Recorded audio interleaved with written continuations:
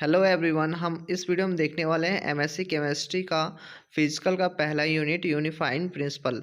तो जो इसमें पहला टॉपिक है, आप देख रहे हो इलेक्ट्रोमैग्नेटिक रेडिएशन, जहां पे शुरुआत में आपको इलेक्ट्रोमैग्नेटिक रेडिएशन क्या होता है उसको बताया गया है।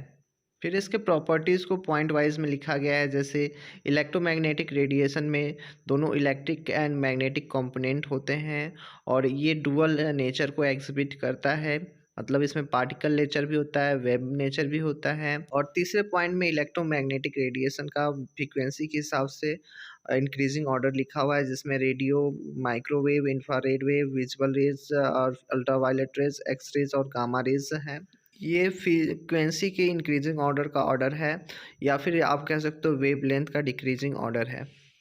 इसके बाद अगला टॉपिक है वेव मॉडल, जिसे मैक्सवेल ने 1864 में दिया था।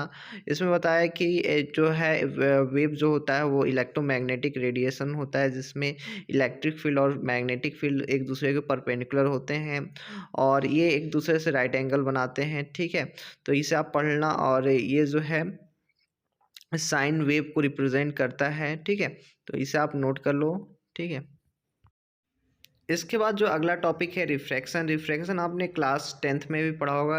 रिफ्रैक्शन लाइट के अंदर होता था कि जब लाइट एक मीडियम से दूसरे मीडियम में जाती थी तो उसका पाथ चेंज हो जाता था, जिससे रिफ्रैक्शन कहते हैं।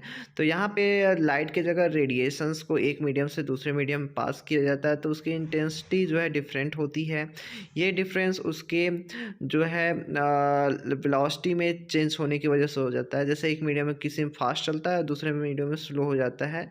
इस वजह से जो है उसमें रिफ्रैक्शन देखा जाता है। ठीक है, तो यहाँ पे रिफ्रैक्शन का फॉर्मूला दिया हुआ है, जिसे आप याद करना। Sine theta 1 upon sine theta 2 is equal to N2 upon N1। ये बिल्कुल वही फॉर्मूला है जो रिफ्रैक्शन आपने लाइट में पढ़ा था। ठीक है, तो ये बिल्कुल लाइट वाला ही सारा कुछ यहाँ पे दिया हुआ है। फिर इसके बाद अगला टॉपिक है डिस्पर्सन। ठीक है, डिस्पर्सन क्या होता है? अब देखो डिस्पर्सन क्या होता है। डिस्पर्सन होता है change in refractive index of a substance with a wavelength of transmitted light is known as a dispersion. ठीक है, तो देखो कोई सबस्टेंस है, अगर उससे अगर पास कराते हैं लाइट तो उसमें चेंजेस हो जाता है, उसके वेवलेंथ में चेंजेस हो जाता है। तो रिफ्रैक्टिव इंडेक्स के साथ उसमें क्या चेंजेस होता है उसी क्या कहते हैं डिस्पर्सन। ठीक है, जैसे अगर ज़्यादा ट्रांसपेरेंट है तो उसका रिफ्रैक्टिव इंडेक्स कम होगा, कम ट्रांसपेरेंट है तो रिफ्रैक्टिव इंडेक्स ज़्यादा होगा। फिर आगे आप देख रहे हो कि डिस्पर्सन दो टाइप का होता है, एक नॉर्मल होता है, एक इनॉर्मलस होता है। नॉर्मल डिस्पर्सन क्या होता है? ठीक है, रिफ्रैक्टिव इंडेक्स जो है ग्रेजुअली चेंज करता है विथ इंक्रीज इन फ्रीक्वेंसी, जिसे क्या कहते हैं नॉर्मल डिस्पर्सन कहते हैं। एनॉमलस क्या है?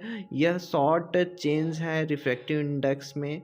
ठीक है, विथ रीज़न, ये जो है आपका एनॉमलस डिस्पर्सन कहलाता है। तो यहाँ पे दोनों का ग्राफ बनाया है, जिससे आप